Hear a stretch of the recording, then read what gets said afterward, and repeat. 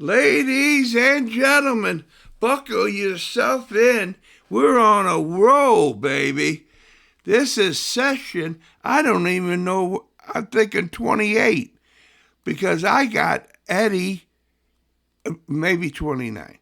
I got Eddie Oyakhilome, who's the top dog in the Champions League at the moment, with his website that he's powering the website for the United States High School Champions League, and always an open door policy for Eddie onto the United States National High School Champions League starting 11 or thereabouts. Eddie and we like to talk a bit, so we might have to have some referee time added to our 11 minutes. You okay with that, Eddie? Yes, Kevin, I'm fine. I remember I'm Whaling certified, so Wales, baby. Yes. And if you go to down around the Florida area, anywhere, uh, I don't know if you got all the way up to the Panhandle yet, but when you drop the name Eddie O, you're in like Flint. It's like, and plus, when you say whale certified, there it is, all right there, right there. Okay, Eddie, this is your time. You know, you got Select Ball, so Select Sports America, they're national, and then you got your buddy, Ziggy, he's national. And man, we got everything covered. We got three of a kind of beat a full house each and every time. So here I am. I'm at your disposal. Carry on. So, Kevin, thank you very much. I appreciate that. Select, in fact, it's a great sponsor of the High School Champions League. And I'll quickly tell you about Select. I sponsor an academy in Africa, and normally most of the balls in Africa that people they have there doesn't they don't last a couple of months because of this the surfaces there. But however, the select balls that I've been able to send over to the academy over there, it's lasted over a year. It's just quality all around. And so high school champion leagues surround themselves with, quality partnership. You mentioned Siggy. Siggy is a great, I think is a legend in the educational um, field, right? So that's another great partner. Ziggy's been around for a long time and he does a lot for high school champions league. And as you know, I represent Coolidge, which is QOOLLEGE. So if they go to QOOLLEGE.com, that stands for Coolidge. It's an educational platform that helps kids throughout the journey of high school and get them into college. But that's being said, I have my 5 points that I want to talk about today. Number one, I'm going to start with players, right? Because players, we've got to be player centric. Everything about the high school champions league is players, and I consider them student athletes, right? Right. I happened to listen to one of your podcasts a few days ago. When players are playing in high school champions league, I'll take St. Louis region, for example. That girl, Maddie DiMaria, okay? For what she's been able to accomplish in 3 years in playing high school champions league, there's nothing stopping her, to get to the national stage without a doubt, right? But Right. that's all because she has been able to participate in high school ball. And in addition to that, she's surrounded by her teammates and the structure of the high school competition in St. Louis, and this is giving exposure. When I started playing, high school was the key for me back in Nigeria because most of the national team players comes from playing high school um, tournaments, and that is why it resonates with me because that is where I started and I would continue to be a stakeholder in helping support high school. So players like Maddie that's been able to be seen and playing at the best that she can, she now sets a template for others. So on the player side, it is great to watch these kids participate in high school champions league. My Yeah. second, Oh, go ahead, sorry. can I break in? That's with the college credits that she's gotten, that she's able to go up to University in North Carolina to get in and to get her feet wet and come to know the program. Seems to be a trend, but Absolutely. yeah, She's a student athlete. That's why we yeah, focus with not only them playing sports, but we have to consider them as student athletes because for 3 years to now, go to UNC, right, and bypassing a senior year shows that academically and athletically she's able to have a balance, right? And we yeah, encourage that. We want our players to have a balance. nice. Right on, Eddie. And my second item today is coaches, right? We start with players. Coaches are integral parts of any sport, right? Right. So coaches are the ones that actually sacrifice their time, to develop these players, to care for them, making sure that the kids are playing and participating the best they can, right? And some coaches within the high school system, they teach us, right? And we know teachers don't get paid a lot, and high school coaches don't get paid a lot. So the passion that they have is what allows them to continue to develop. Going back to one of your podcasts, Chris Crawshaw from Polk County, it's a typical example of what high school soccer does. He played at his high school, graduated, I believe in 1994. He was a top scorer in the high school history, which I don't think anyone has broken it. The key point to that is Chris is able to play high school. After playing, he coaches till today. He coaches high school. And he has a structure, the format of Polk County, the way they structure the high school champions league is incredible. So you have a player that played in high school, have the highest goal in 1994, and to today, right, is still coaching, giving back. Coaching in high school is a thankless job. So he's able to do that. And in future, I think his plan was to even go back to teaching at high school. So a full cycle. And another thing about Chris is I had a bet with him that I have to be well certified before he does. So hey Yeah. Chris, I was well certified before you, so I'm not rubbing it in.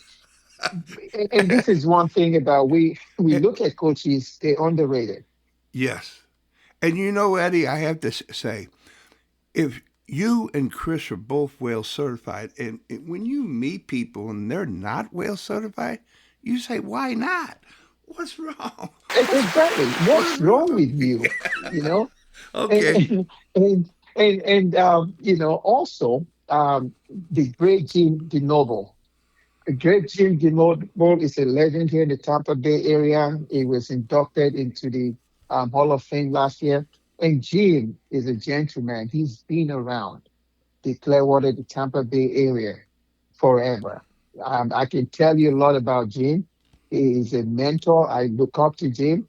And even though Eddie O is known across Florida and the Southeast, Jim is one of those guys that paved the way, when it comes to when soccer wasn't anything, right? So that Yeah. man is another legend. I am so glad that he's well certified. The only thing I can say is I was well certified before Jim. I think, when we talk about coaches that give a lot to the sport, right? And these guys deserve every accolade they get because it's a thankless job, from a coach's perspective. I'm following you. I'm on the way. Let's go, go, All go. right. So my next is, athletic directors. Okay. Now, I went from players to coaches, but then you have these athletic directors. Some of them are teachers within the school institution. They're coaches of a team, whatever sport it is. They also managing other coaches, right? Yeah. And so an athletic director spends the entire day in school making sure that every sport within their school, right? These are the guys that we don't talk a lot about. When a sport wins championship, the players and the coaches get the excitement and the accolades. But these are the guys behind the scenes that are making sure that every single sport within their program, good or bad or indifferent, regardless of performance, the athletic director, in my opinion, right, they're the ones that actually puts everything in place, making sure that everything is set for the coaches to be successful within their program, making sure the players are successful academically and also athletically. So I just want to use this to recognize every athletic director that is part of any school, because these are the guys that puts in a lot of work. They trust their coaches. They're able to give the coaches opportunity to be successful. So that's my third item on my list. And may I say, we applaud every day for our athletic director for the St. Louis High School Champions League, Steve Hutson from the Greyhounds at Clayton High School. Magnificent human being and just has nothing but passion to help the student athlete. I take And my he, hats off to them, man. I yeah, do. and he was well certified before you, Eddie. Yeah, he deserves it. He deserves it. Yeah, Any athletic director that's well certified before me, I take my hat off. right on. I just have some bragging rights, with Yeah, Chris yeah. and Jim. I gotta brag about something, Oh, absolutely, absolutely. You're there, Now buddy. I'm gonna circle back All right. to the players. Like I said, players started, coaches, and athletic director. Now, because we're very player centric, right? We have Yeah. to make sure off the soccer field or off the sports, they need to be ready to go to college. So my advice to student athletes is this: they have to understand the college journey. Okay, what do I mean by that? If you're in ninth grade, you need to start exploring, right?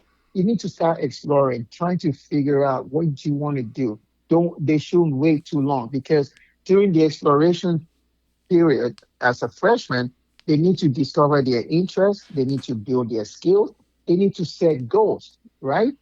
And then when they get to 10th grade, that's when the planning begins, right? In 10th grade, they can now start finding what the academic momentum is. They have to start thinking of building a strong academic foundation. Because I've mentored a lot of kids. Coolidge has helped a bunch of kids, but we also understand that sometimes they don't understand the journey, right? Siggy does a lot with kids, and I'm sure you would agree with me. As 10th grader, you need to start planning, because when you get to 11th grade, right, that's when you prepare. 11th grade is where you have to prepare and craft your standout essays, right? This is almost the final step before you make a decision. You need to get some strong recommendations. You need to build your list, right? Yeah. Because if you don't prepare properly, right, that last senior year is when you're going to be panicking. So if they're able to explore, plan, and prepare in the 12th grade, senior year, they'll be able to decide, right? Yeah. Because that decision means they'll find the right fit, right? Right. And they can at least explore financial aid. They can prepare for success, right? So those are my four pillars that I tell students. In ninth grade, you got to be able to start exploring. 10th grade, you start planning. 11th grade, you got to prepare, so that the 12th grade, you make a decision, hopefully the first semester of your senior year. Then the second semester, these kids need to enjoy the final year, final semester of their high school journey. So they can enjoy prom, they can relax, and they can be excited because they know where they're going. They found the right fit for them. Okay. Wow. And my final topic, Well, just hold to hold stay hold within on, the, hold go on, ahead. Eddie. Go, I go just ahead. learned it today, and I'm gonna audition it in front of you. See how you do. See how I do. Yes. to get ahead in life, you got to plan ahead. Correct. All right. Correct. Absolutely. And this is what we have to start, you know, empowering the kids. We want the kids to take the driving seats, right? And then the parents, the coaches, and everybody becomes accountability partners. They can help support the kid, right? Yes. And Yes. and that is the way for those kids to build confidence, to be sure of themselves, and then we can also help them get to the next level. Now that leads me to my final point. All right. Okay, summer is here. They out of school. This is the time for those kids to come up for air. This is the time I think they should just have fun. They should relax. They should sleep in because they're so used to being told, wake up, have you done your homework? Have you done this? Have you prepared for practice? Have you got this done? It's always we're telling them what to do. So when they have this summer break, I actually don't even recommend that they start going to soccer camp. They find other things. They can go to other interests. They can just enjoy the months or two off that they get off school. The parents are at work. They get to play with their friends. Some of them they're playing at different clubs. Maybe don't have a social life in their community because they're playing club soccer. Some that are playing with their high school team. Everybody's on break. This is when they can rediscover themselves. And I always say summer is a time for them to really be kids again. We tell them what to do all the time, but we don't give them time to reflect. We don't give them time to think. We don't give them time to be themselves. So my last fifth point is they need to enjoy summer, right? Wow. And then they just need to be able to come up for air and just take a deep breath and be kids. Man. Maybe it's time for them to play outdoors. The kids don't play outdoors these days because we're too overly protected. We're telling them what to do. So let them just go out and have fun.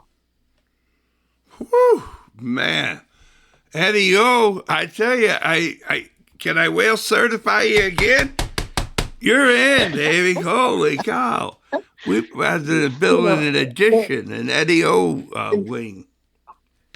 I really appreciate you giving me the platform because everything I've talked about ties into the High School Champions League, right? Because, with High School Champions League, they're creating equity for all, giving the platform for kids, coaches, athletic director, to be able to continue from a grassroots level. I mean, to find out that the last 3 years, the high school teams that won states in St. Louis came from the High School Champions League. Yeah. That tells you something. Yeah. And it's growing. Every region is expanding. And I can foresee in a few years, right, that it's going to be total, every state in the country is going to have a High School Champions League because it's the right format, it's the right idea. Yeah. It's very player-centric. And, as long as we keep embracing and maturing that program, education is tied into that, right? So we cannot forget the balance, right? And the balance is academic, athletic, right? And then they gotta be kids. Right if on. we as stakeholders understand that, we can support them better. Right on. Well, Eddie, you done it. And looking forward to the next time. I'm going to put some notes on when I download and upload, and it'll get that information so people can see what you're all about and the nice website that you're developing as we talk. So, Eddie, Appreciate it. give your the best to the missus and all your loved ones. And that I know that you're whale certified. And this has been the United States National High School Champions League starting at 11. See you, Eddie. Thank you, Kevin. You have a wonderful rest of the day. All right now.